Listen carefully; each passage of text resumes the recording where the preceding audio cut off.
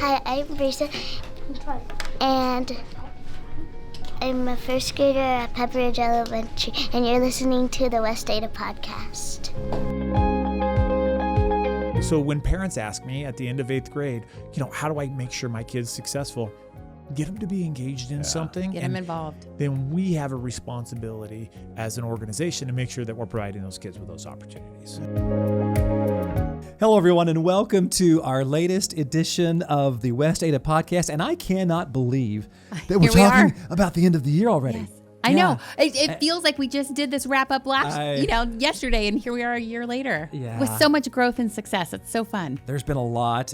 We are so happy that you are here to join us today. And we're joined by Dr. Bub to kind of let him, as the leader of the ship, kind of talk about all the different things. And for him to take an hour out of his day in the middle of May it's a big deal. So I'm pretty sure we've had this on his calendar for about 7 months just to ensure we could have a full hour. Right. But we talk about it runs the gamut. From operations to cell phone use in the classrooms, all the things. And it's really cool to hear the leader of such a large district share what his perceived highlights are for the year and our successes and opportunities for growth and all of that. So it's a really fun, reflective conversation. Well, we're just so glad that you are here to be a part of it. Take some time and let's look back at the year gone by.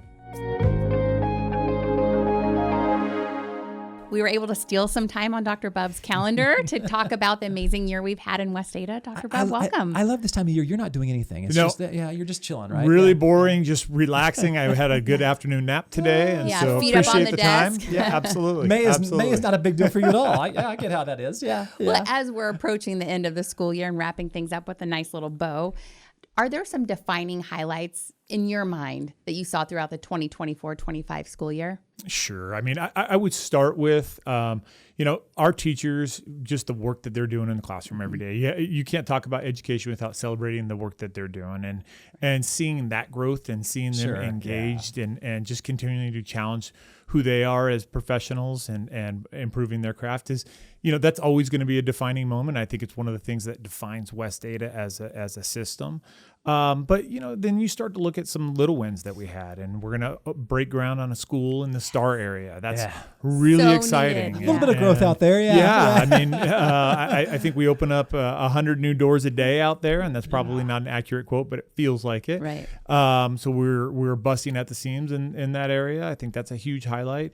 I think we've been able to do a lot on the operational side we're very fortunate to get some additional funding from the state that's going to help us out to be able to maintain and to build new schools and really do it in a fiscally responsible way where we are not impacting taxpayers at a larger than normal expense. I mean, I think our tax rate right now is 33 cents per $100,000.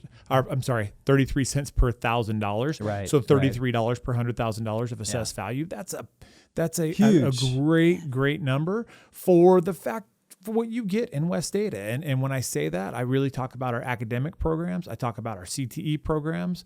I talk about our athletics programs. All of those things are important for us. And then as I look back at the year, you can't help but think about this time of year. And we start thinking about the kids that are walking across stage. And we're going to have almost 100 kids district-wide walk across stage with their associate's degree before they get their high school diploma. We're going to have we're going to give a record number of CTE certifications this year at the end of the year. And so that's where graduation is so exciting. You watch kids walk across stage with so many opportunities.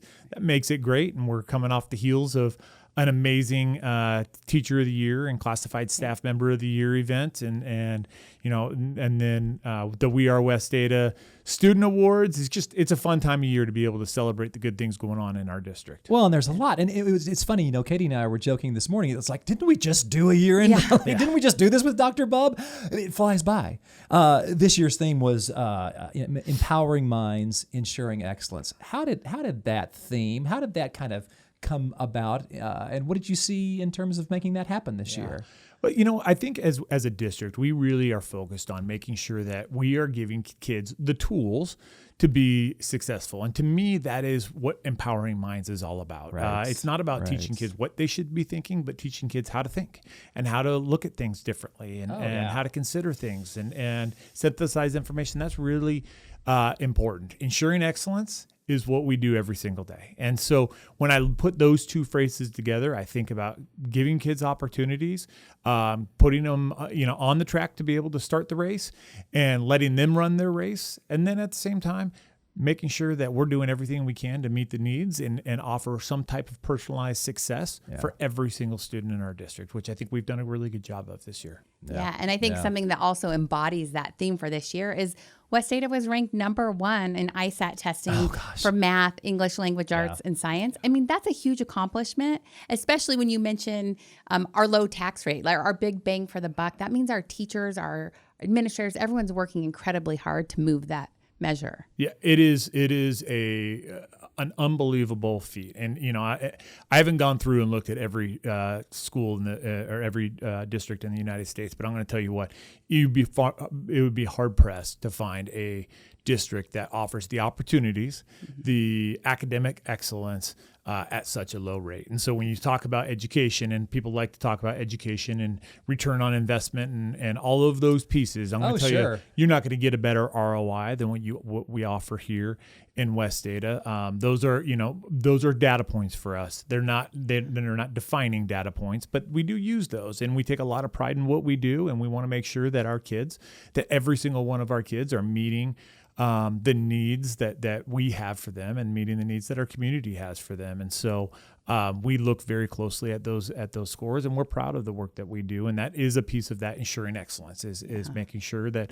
we stay on top. And, I think one of the things that I always love to think about with our teachers and with our staff is never, our test scores are coming in right now. Never do we sit down in June and say, oh, okay, we were great. We were #1. Let's move forward. Next. They always are sitting back, and I think I said this in a previous conversation with you guys, but they are always looking and saying, how do we refine? How do we get better? And that is what defines a West Ada educator. That's what defines a West Ada employee. And it may be our operational side, right? How do we get better? How do we serve our community better? How do we serve our schools better? And so that's been really important for us. And I think it's a value that we hold dearly is we are always going to try to make ourselves better as an organization. Well, and I'm just kind of going straight off of what you're saying there, but instructional leadership and teacher development, all those things, those were big emphasis this year. You already spoke to this a little bit, but why is improving your craft always just so important? Yeah, I mean, I'll touch base a little bit on instructional leadership. We are so lucky and so fortunate to have amazing leaders across our district. Yeah. Empowering those people to be able to run their school and be able to make sure that they're going in a direction that is going to improve at the end of the day, improve achievement scores is what we have to do. And we want to make sure, education changes. And you hear from people, education never changes. I would argue that education always changes. It is incumbent upon us to make sure that we are sitting down and we are evaluating the latest research, and we're providing our leaders with the opportunities to be able to stretch their school in their own individual ways. I love the term personalized educational opportunities because it really has become personalized. Not every kid has to graduate, walk across the stage at the end of 12th grade, and it's not a situation where every kid has to go to a 4-year university. Some kids, that's not what they're interested in. Some kids are going into the military. I was lucky enough to go spend a day out with the Army National Guard, and I thought to myself, I wish somebody would have talked to me about this when I was a kid. Right. So there's just so many opportunities for kids, and our goal at the end of the day is to make sure that our leaders in every single one of our building are equipped with the ability to guide a team and guide a group of students to make an impact on this community. That's huge. And That's huge. speaking along those lines, we've put a ton of effort district-wide, statewide into career technical education. Do you want to share some of those highlights and why that's important for, helping all of our students move forward? It is the most exciting piece of education right now. And I'll say that not because math isn't exciting or important, or English isn't exciting or is important, or physical education isn't exciting or important. All those things are important. But I think that when you start talking about career technical education, you start to really engage kids in things that they're interested in. Oh, heck yeah. I will say, as a former math teacher, kids would ask me all the time, when am I going to use this? And I always say, hey, listen, this teaches you how to think logically and all those things. And I think there's a really high importance on mathematics from that standpoint. But let's be honest. If we can engage kids in learning opportunities that they are interested in, it's a game changer for them. Literacy is really important for us. I would say that's a metric that we are hyper focused on across our district. So that's always going to be number one. But I will tell you, and if anybody's out there ranking, CTE becomes a close second, because it's that important that we give those kids opportunities. And when they walk across the stage, they may say, hey, I have learned exactly what I want, and I know this is the field I want to go into. Or there's a benefit to saying, hey, you know what? I went through some classes and I realized that maybe residential construction isn't for me. And so instead of residential construction, I'm going to go into engineering. I just think there's so many opportunities for our kids that as I look at it, our district is not what people were used to. And what I mean by that is we've invested so much in CTE programs over the last 15, 20 years. It is different than anybody. If you haven't been in school in 15, 20 years, seeing that, people don't know we have a working restaurant. Right.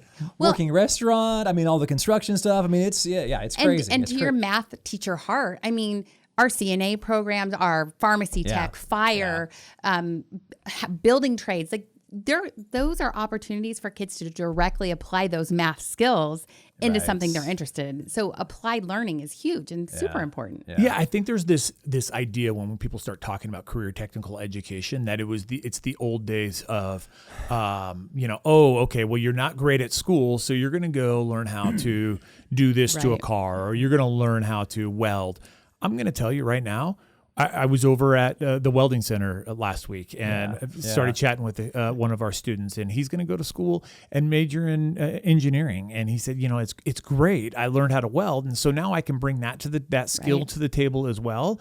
That's just such a powerful move for us.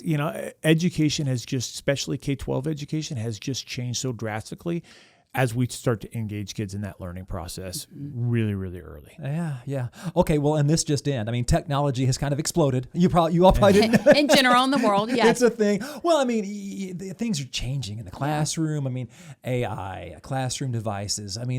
We've got to keep our students on the cutting edge. What does that look like? What does that look like this year from your perspective? Yeah, I'm going to go through a little bit on technology because it's a big subject and people care deeply about it. Yeah. Number one, I am extremely proud of the work that's been done with cell phone limitations. That has been a game changer for us across the board.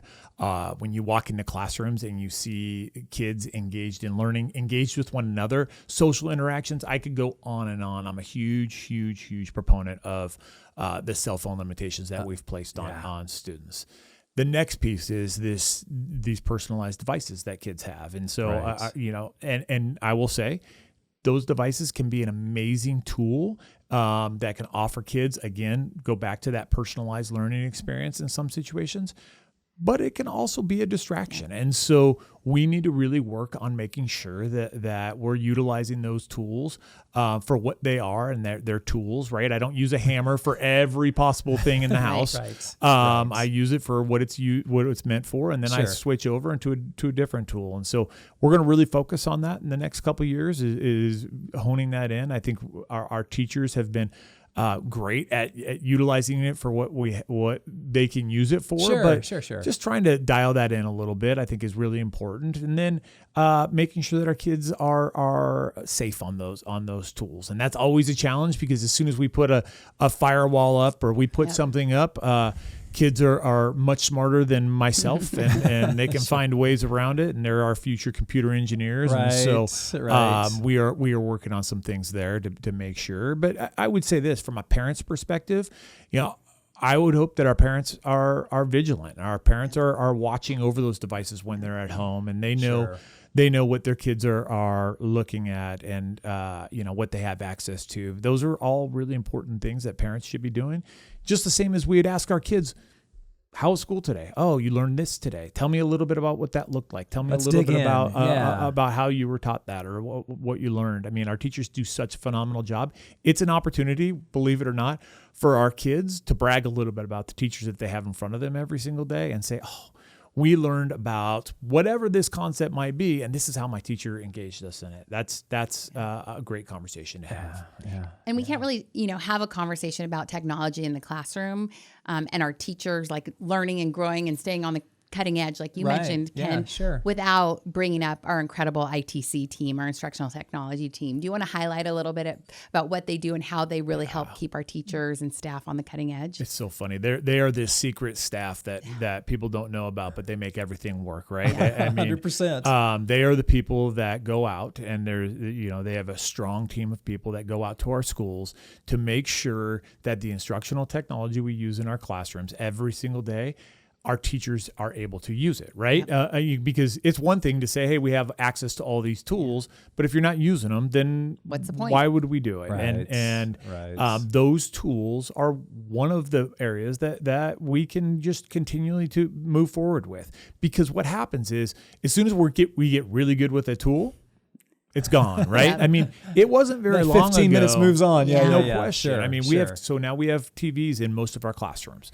And if there's a teacher listening to this, they don't have a TV. I promise you're on a plan to get TV, but we have TVs in most of our classrooms. Right. Most of those connect wirelessly. It wasn't very long ago. Let's just look at that little piece of technology.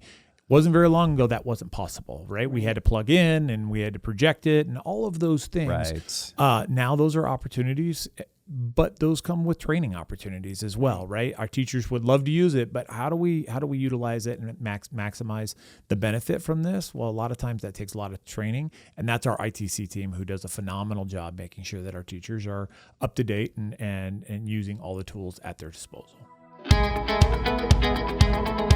Staying connected with your child's school just got easier. Introducing Rooms, a simple, secure communication tool that lets you receive updates directly from your child's teacher right on your phone. With Rooms, you can send and receive messages, view class announcements, and support your students' learning all in one convenient place. Getting started is easy. First, look for your invitation via email or text. Second, download the West Data app. Third, accept your invitation and you're in. You'll be ready to start communicating with your child's teacher in just a few taps. Please note, the use of Rooms is optional for teachers. While many classrooms will be using this platform, not all teachers may participate at this time. We encourage you to download the West Data app now so you're ready when your child's classroom connects through Rooms. Another emphasis we kind of had this year as a district is really that social connection, school safety, things like that, just so our kids are in a great learning environment. Are there some highlights throughout the year that you'd like to touch on? Yeah, I mean, here's what I would say. I think along with cell phones and just increasing that social interaction, one of the things that stands out to me, I'll just say, I was over at Eagle High School and I walked in and there's two TAs sitting at the front desk, and I asked them what they were doing. They were facing each other, and it looked like they had a game in front of them. They said, well, we're not allowed to have our cell phones, so we're playing board games together. Like, those social interactions are really important. 100%. And we're seeing the benefits of that. Kids are talking. I spoke with a teacher, and she said she almost had to revamp her classroom management style because kids are actually conversating with one another. They're having these great conversations, and who knew? And so what a concept! No question. So that's been really powerful. Just engaging them. Also, I will say, we've really tried to look at different things we can engage them with after school activities, with clubs. We've revamped some things with clubs, all with the intention of we want to be able to engage our kids, and we want them to have the best learning environment possible. That includes extracurriculars. That includes after school activities. That includes all of those things. I'm a huge proponent of those things because we know that when kids are engaged in school, it doesn't necessarily mean they have to be on the football team. But when they're engaged in school, when they're engaged in some type of extracurricular activity, band or choir or whatever, they're all in. You know, you start to look at graduation rates, and I don't have it for this year. When you start to look at graduation rates of kids that are engaged in some type of school activity, whether it be a club or band, choir, any of those things, it goes up to almost 99.6%. Let's put it around there. But 99% of our kids are going to graduate. You know, so when parents ask me at the end of 8th grade, you know, how do I make sure my kid's successful? Get them to be engaged in something. Get them involved. Then we have a responsibility as an organization to make sure that we're providing those kids with those opportunities. That's really cool. And sorry. No, I was just going to kind of double back on the kind of safety end of things. Like I know we were able to get, the district is always putting our kids' safety as a number one priority. And that's something that I kind of focus on as a mom. You know, I really appreciate that. Sure. I know we had a need for an SRO in the north part of the district, and we were able to bring on more supports like that. Are those measures that you see kind of continuing on in the future? No question. I mean, our SROs, I'll just take this opportunity to say thanks to our SROs. I was over at Meridian Elementary the other day, and I just asked our SRO over there, like, what does your day look like? And to hear what that job encompasses, it's a little bit of everything. In fact, I would argue this. I think a lot of our SROs didn't realize how much, you know, how wide that job description, other duties as assigned becomes other duties pretty darn quick. But they provide from health and welfare issues to stability to just a positive relationship with a police officer. They do so many things for our students. And so, yes, we were able to, we received a grant from the state where we were able to get an additional SRO out in the north end of our district. We are extremely grateful for that, and that's been a wild success. And so we're happy with that. And it just provides, we know that having that SRO available for our students, for the safety of our campus is of utmost importance. And I can't skip over safety without talking about our new Flyers program. You know, what a cool moment this year when Center. Flyers opened. Yeah. One of the highlights, right? I mean, I could go on and on about Flyers and the opportunities that provides our students. But Kelly Knowles has just done such a phenomenal job putting together a system, and all the staff over there, she'd be upset if I celebrated her and not her staff. 100%. But all the staff over there who have provided an opportunity for our kids to really give them some time to learn how to school and in a really safe area in which we can help one another out. You know, it's just been such a benefit for us, for the students across our district, and I would argue for our staff. Right, our staff now can say, okay, I can't manage 35 kids in my classroom. Gosh, I hope we're not at 35 in every classroom, but 35 kids in my classroom, and then I have a student that doesn't know how to school yet, and so how do I manage all of those things? Or is there somebody that can actually come in and either embed some services so we can teach them to school right there, but it's not on the backs of the teacher? It's always going to be difficult, but not only on the backs of the teacher. Right. Or do we get them to a different location where we can say, hey, this is a really small environment. We're going to teach you how to school, and then we're going to get you right back into that class. Give you some tools to take back. Yeah. Right. Absolutely. Right. Yeah. Well, to be innovative like that is pretty darn cool. Well, our podcast earlier this year with Kelly, I would recommend you all to go. I'll even link that in our show notes just because she's amazing. Her staff is amazing. I want to circle back. You talked earlier about associate's degrees and college credit. And I tell you what, Dr. Bub, my kids have benefited so greatly. I mean, where they're starting college is because of all the credits they've earned. We'll talk about our college and career counselors. How are they preparing our kids for that avenue? It is, I mean, so every one of our schools, every one of our secondary schools has some access to a college and career counselor. Some of them are full-time, some of them are less than full-time, but everybody has access to a college and career counselor. Those college and career counselors really provide our kids with a roadmap for what they feel like that 5th year, that 6th year, that 10th year after high school looks like. And so that's been a huge priority for us, and they do a phenomenal job. I'm going to talk about concurrent credit for a second because I think people either don't realize it's available to them, It is a or big darn you don't deal. appreciate Oh, it. yeah. Being the dad of a child man. that's a freshman in college right now, and when she turned in her transcripts and it came back and they said, "Hey, you have all of these concurrent credit. We're going to accept. You're actually going to be a sophomore here." That's a huge savings. Oh my for gosh. every single person. Big savings in my household, 100%. Yeah. It 2 is times over. the- Yeah. It is the story that we don't talk enough about, Yeah. and I will celebrate our career and our college and career counselors. I will celebrate all of our concurrent credit teachers. Yeah. It is such a gift for our kids to be able to walk out with 20, 30, 40, 50 credits. AA degrees, those are just monumental achievements that we don't really realize until all of a sudden they're in college. And I get parents that will call and say, "Hey, I just need to tell you," or I'll see them out in public. "I need to tell you, do you know you saved us $30, $40, $50,000?" Yes. So then I'll tie that into a tax rate. When you're at $33 per $100,000 of assessed value, if you have let's just say a $500,000 home, and you're going to pay, let's just put it at a couple $100 a year, maybe even $300 a year in taxes. Yeah.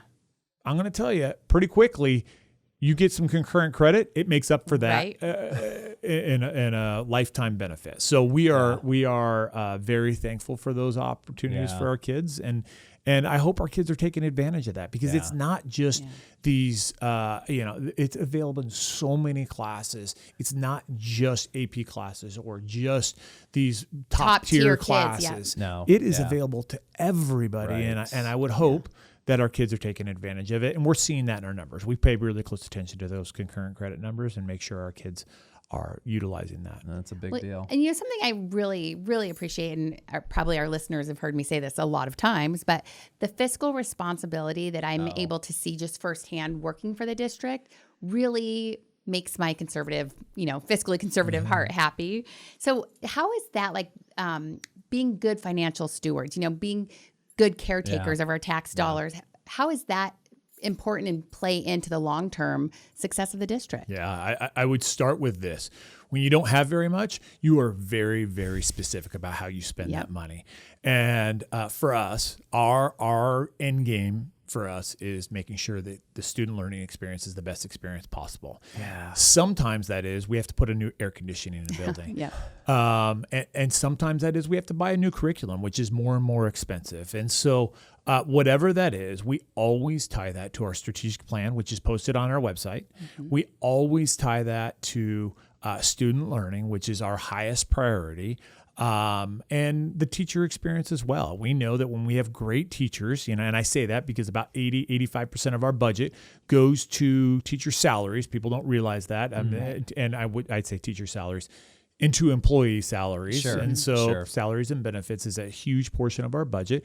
And we need to make sure we prioritize that, because when people ask, what is what's the magic in West Ada? How do you guys do it? How do you get this through?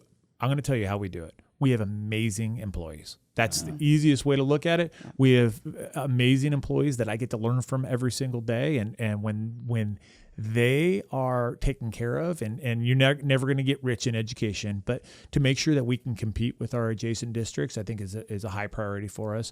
We're fortunate enough to have a tremendous CFO and Dave Roberts, and we've had great financial stewardship before that with Jonathan, and we've just done so many things the right way to make sure that our dollars are spent really specifically to make sure that our kids are having the best learning experience possible. Well, and it's pretty, not to belabor the tax point, but in most places throughout history, your tax rates don't go down. People are used to your tax rates going up and up and up. And Dr. Bob, you and I were at a kind of high-level executive meeting a couple weeks ago, and you mentioned the tax rate going down so much over the last 5 years or so. And I had some CEOs next to me like, wait, what? No, that doesn't happen. Tax rates don't go down that much. And they had to follow up with you after because they weren't sure you were stating an accurate fact. Yeah. And substantial decrease in our Yes. taxes, almost 90% decrease in our taxes. And I'll thank a lot of people for that. Number one, we had a bond that fell off. That's a huge piece. But I will also say our legislature has really prioritized making sure that our tax rate is minimized, and that we don't put the burden on every single person that lives in this area. Increasing population helps us out. There's so many variables that go into this. We're really thankful that we are able to continue to offer the same, if not better, educational opportunities today than what we did 5 years ago. Absolutely. At a lower tax rate. Like when you start to say that, that's a pretty incredible statement, but it's a very true statement. And we received a really substantial funding from the legislature to be able to address facility needs, because that's always our big piece, right? We have money to pay employees. We have money to be able to maybe purchase a curriculum. But do we have money to keep our facilities up? Because education is really weird. Maybe today it's about 80 degrees. So today education would be okay outside, but I'm going to tell you on December 7th, probably not going to feel really good if we don't have great facilities, right? Yeah. Well, and from an operational standpoint, I mean, Dr. Reinhardt and his team, transportation, busing, that's a change. Substitute, to how we've managed our substitutes, all that's changed from an operational standpoint. And it's a big darn deal on a daily basis. What have you seen there? Those are the transportation piece was a kind of an unexpected win. That may not be fair, but what do you see there? It is absolutely an unexpected win, and I can sit down with you guys anytime because I forget about the wins that we've had, and that's a huge win for us. And my expectations going into the school year was that we got better from where we were last year. Never did I expect to be where we're at today from a transportation standpoint. Miranda we're Carson not and her perfect, team, but I'll tell you what, we are knocking on the door of perfect. Miranda does a tremendous job, and she's really found a way to manage transportation strategically and address the needs of our kids across the district from a transportation standpoint. It's not perfect. I still hear, well, I wish the bus stop was a little bit closer, or I wish this. But when we're talking about 17,000 kids across our district that we're transporting, or when we're talking about, we're moving Square kids miles for CTE programs to different schools, the work that is being done over there, we are the largest transportation system in the state of Idaho. That's really important for people to know. Just like if it was any other metropolitan city and you had a giant transit system, and sometimes that bus is late, and sometimes all of those things happen. We are more complicated than that because we do door-to-door service, right? We take kids to school. We don't drop them off down the street and say, let me know how it goes. We drop them off at school and we get them home. And so from that standpoint, we've had implemented a work order system that's been really positive to be able to address our facility needs. There's just some outstanding things that we have that are really systems changes for West Ada that have had to happen for a long time. Dave Reinhardt has done a tremendous job really managing that and being a leader in that. And leading change is never easy. Oh, gosh. And I'm sure there have been some challenging conversations, but now I think we can all look back and say, wow, we're in a better place today, and we're addressing the needs that both our community, that our schools, that our teachers, that our students expect. Have you subscribed to our YouTube channel? Go to YouTube, search West Ada School District, and like and subscribe today.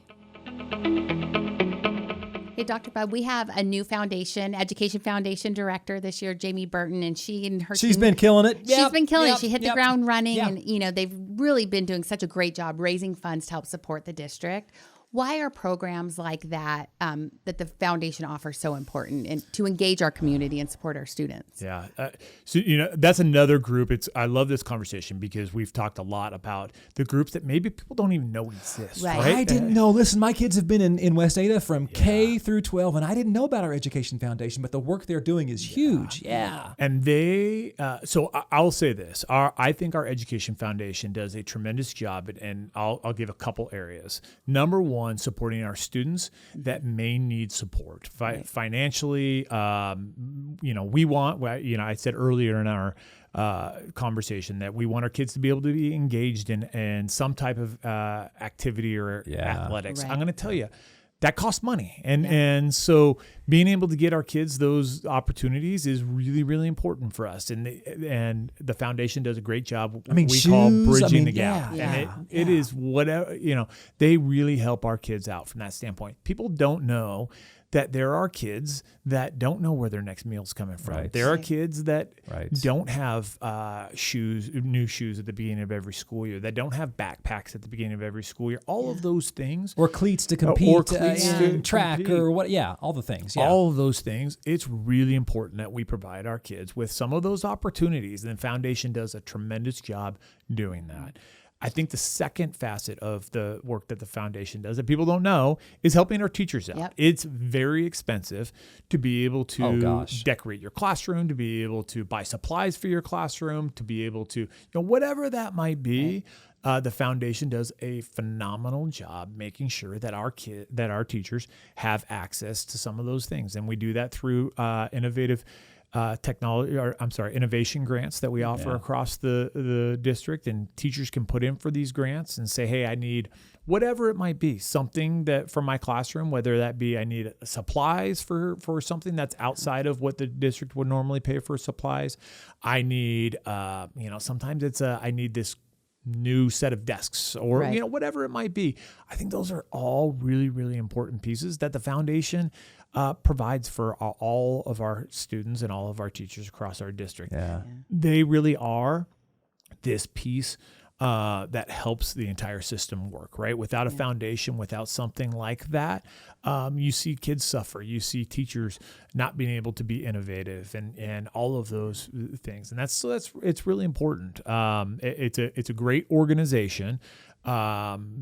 I would always encourage people to continue to look at those things, look at the foundation as a nonprofit that you can donate to. I love donating to the foundation because I just feel like I know it's going to go right back to the kids in our district or the teachers, which in turn it's going to go to our kids. We monitor that very closely, and they do. And on the Jamie note, she's done a phenomenal job just with this level of energy towards students, towards making sure that we can make a difference. I'll use as an example the school lunches.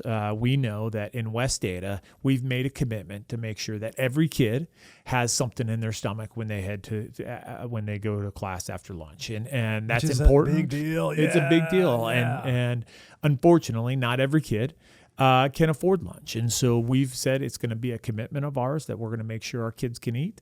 And so Jamie headed up, the foundation headed up this Hoops for Hunger campaign. Which was a fun night. It was so fun. So great. And just an opportunity to be able to come together as a community to donate to a worthy cause, to help every single kid that walks through our doors to make sure that they can eat lunch.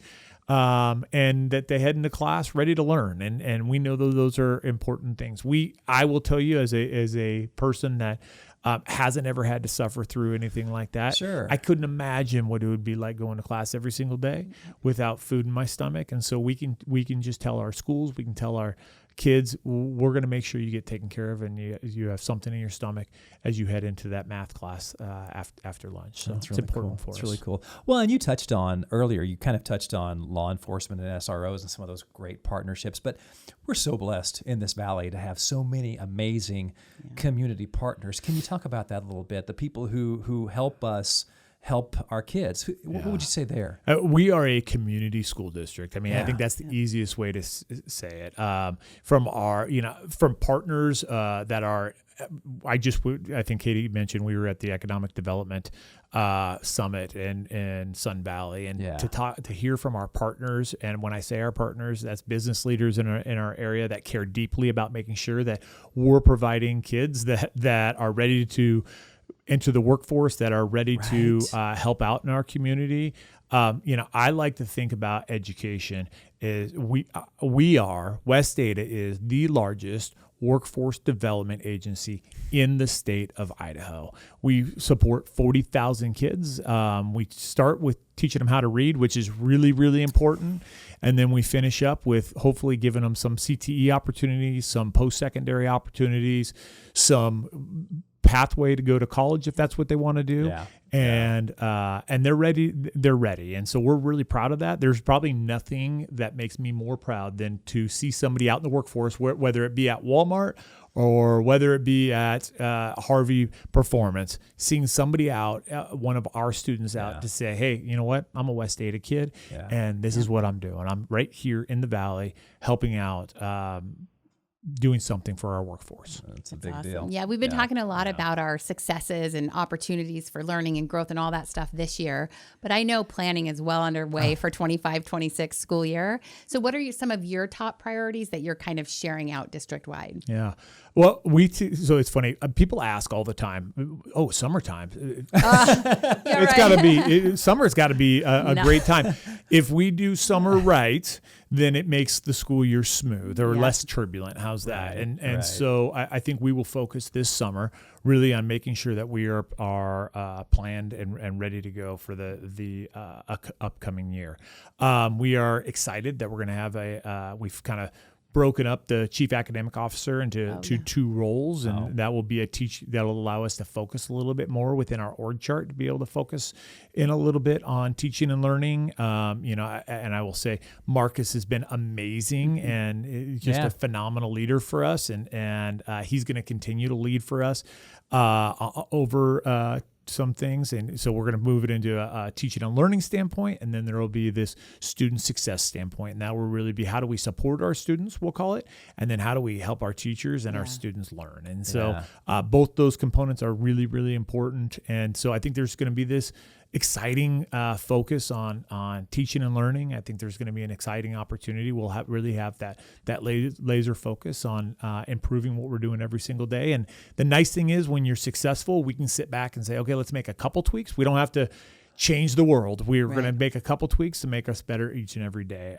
If we can make ourselves 1% better, I tell my kids all the time, so I'll just tell you guys as my kids, 1% better, you're going to be good. Yeah, just keep going up. Yeah. Every year we're going to continue to work on being that just a little bit better. Well, sorry, go ahead, Kate. I think it's great for staff to hear that from you, because often, initiatives kind of, there's this like swinging pendulum that people are like, where are we? What are we doing? Yeah.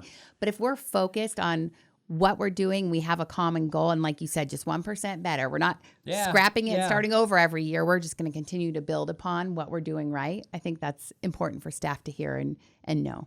And it's not always going to be perfect, right? 100%. Sure. I think that's, if I could tell staff anything, we actually learn a lot more from our mistakes. And I say that as a district. I say that as a teacher. I say that as a human, right? Right, yeah. We learn so much more. And I think it's cliche, but we don't always tell ourselves that. Our staff has such high expectations for themselves that it's like, oh my gosh, I've got to do this better. I've got all this pressure. You don't have all this pressure. The pressure is that we're going to continue to look at change. We're going to see what fits in the classroom, what works in the classroom, what doesn't work in the classroom. We're going to be very strategic about it. I think sometimes in education we run into this like, hey, we're just going to throw it against the wall and hope that something sticks. And at the end of the day, that hurts our kids. That hurts our staff. Right. We're going to be hyper focused on making sure that our staff, that our school leaders have the tools and the capability to move us forward just 1%. Yeah. Just 1%. Well, and so I'm probably being a little bit redundant here, because we talked about this already, but what would your message then be to, as we start thinking about a new year, what's your message to students, to staff, to families? Hey, here's where we're going. Is it just that 1% improvement kind of thing? Is that fair? Yeah. I mean, I really would sit on that 1%. I think that just takes a little bit of the pressure off to say, I need to be 1% better. And what can I refine as I reflect on the year? I hope everybody sits down and one of the nice things about this opportunity right here is it gives me an opportunity to sit down and say, okay, what can I do better? And I promise you, there is a list of things that I can do better. There's always things. I will work on those things, and I'll identify a couple areas that I can improve on. And that's really important. And so I would ask our staff, what can we do? What can each individual do to make themselves 1% better? And if we do that, I'm going to tell you, for our students, how can they go 1% better?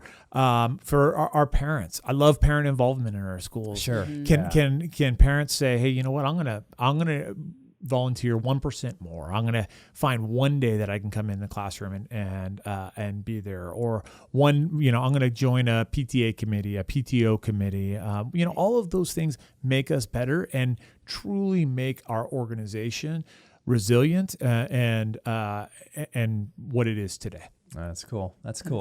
Okay, well, I want to end up. I know we've taken already a lot of your time, and I know you're busy. I was kidding earlier. But, okay, so rapid fire. Oh yeah, Here we go. I'm not looking for like one word. And you answers. know me, rapid is not my style. So we're gonna see. Well, Here you we can go as long as you Okay. want, but I kind of wanted to end it with some stuff that maybe a little bit more fun or different. Okay.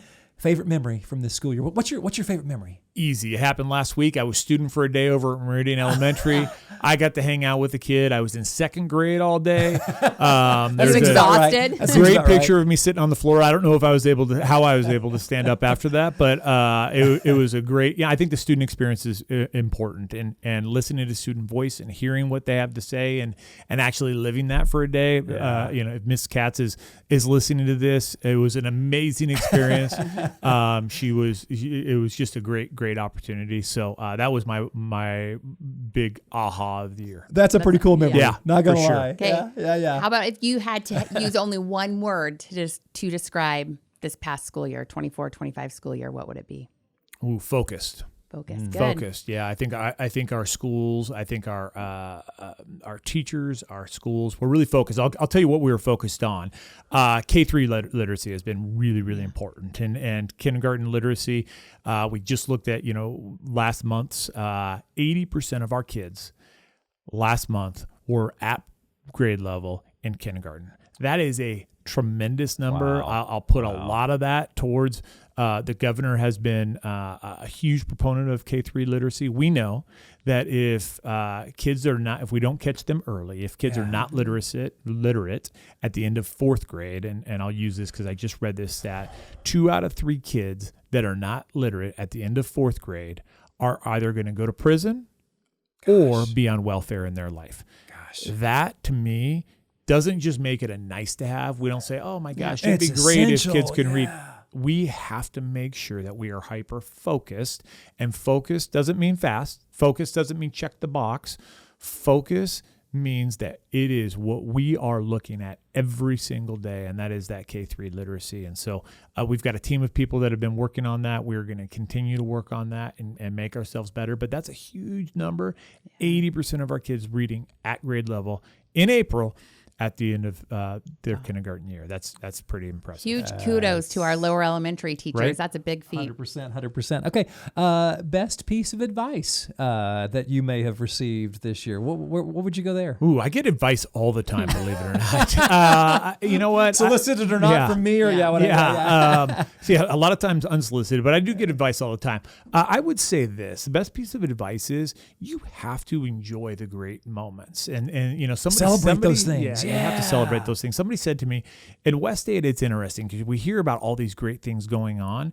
So there are you put the business hat on, and there are situations in which people have a really bad product, but they have this great marketing side where you're like, people continue to buy this bad product, right? Right. In West Ada, and we have such an amazing product, and to get that out to people, this is the marketing side, is to be able to get that out to people and let people listen to our message and the great work being done. I think that's a huge, huge piece that of advice that I've had to really take to heart, to say, okay, how do we advertise that? Nobody likes to brag, right? Oh, yeah. And so then there's this like happy medium of, okay, well, I need to tell you everything that we're doing, but we don't want to we don't want to brag. Right. I will tell you, I'm not going to brag on behalf of anything that I've done. I will brag on behalf of every single one of our employees who also don't brag. Right. We do a pretty phenomenal job here in West Ada at educating our kids.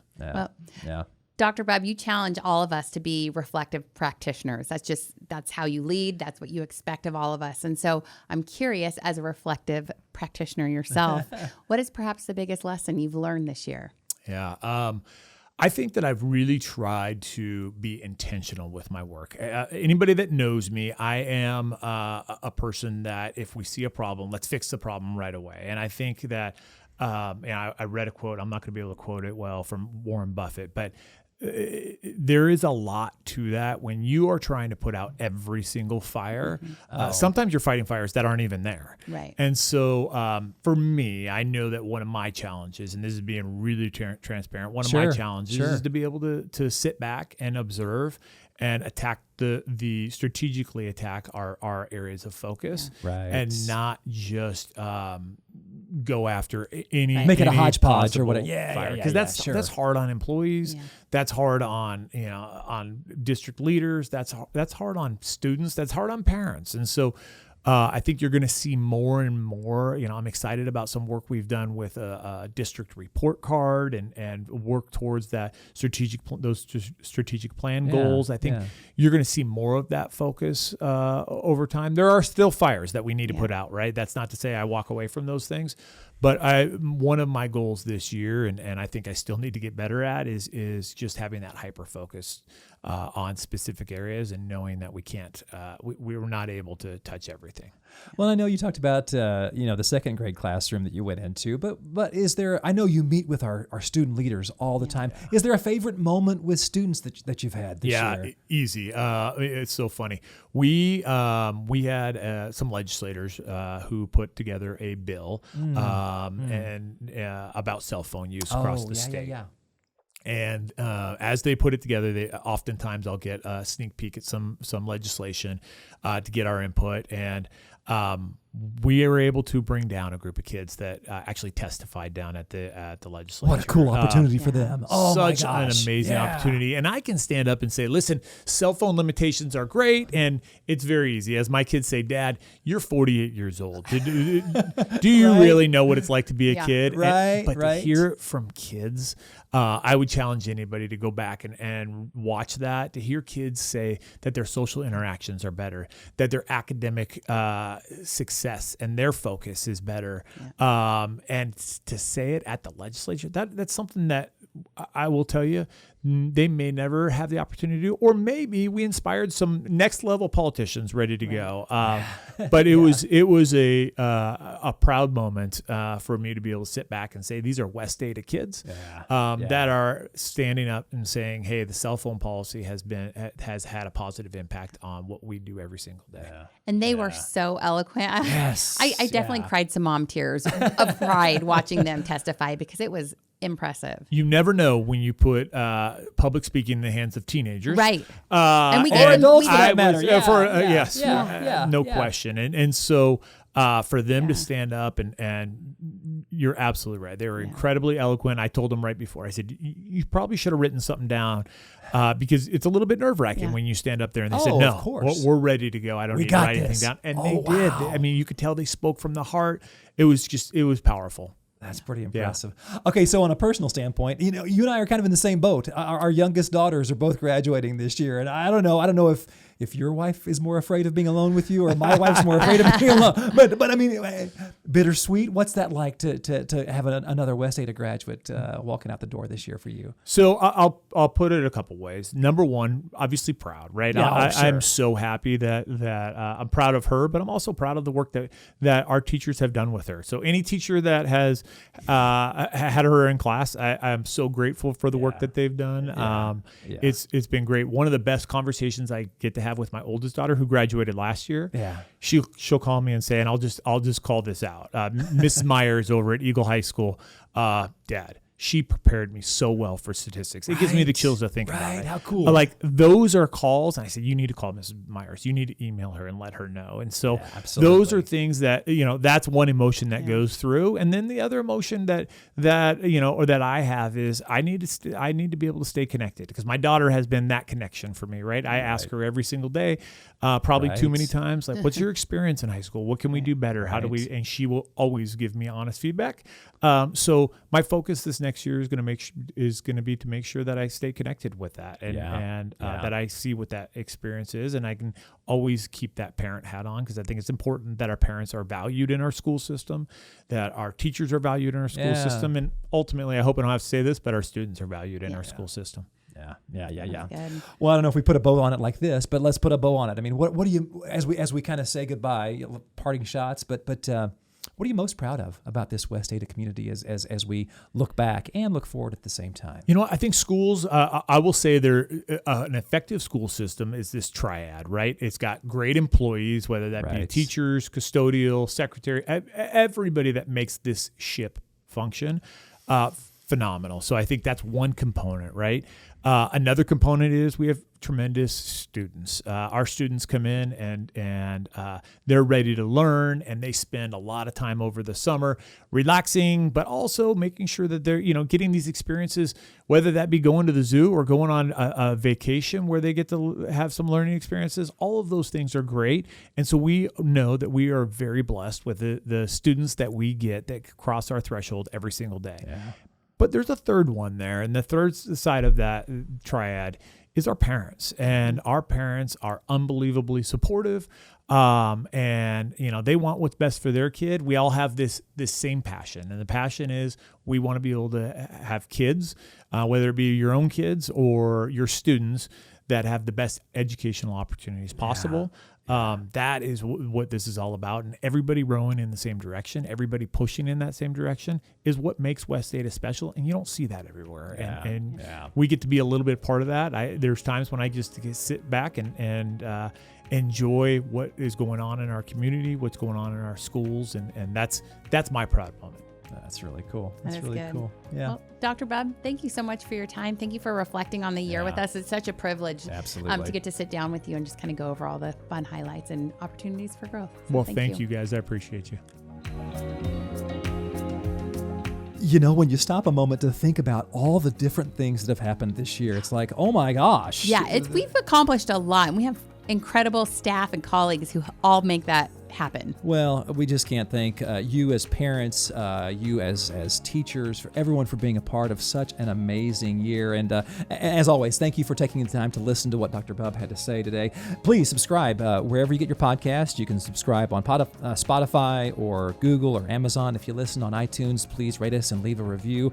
Or as always, you can go to our YouTube channel, search out West Ada, and subscribe there, which would be a great thing as well. And we want to have some interaction with you all we we love hearing from you. And we have we usually ask a question at the end of a podcast, and we would love to know what made you smile this school year. What was an opportunity or an event or something that just put a smile on your face? Share that with us. Send us an email at communicate@westada.org. You can comment on our social media when we post this on our YouTube.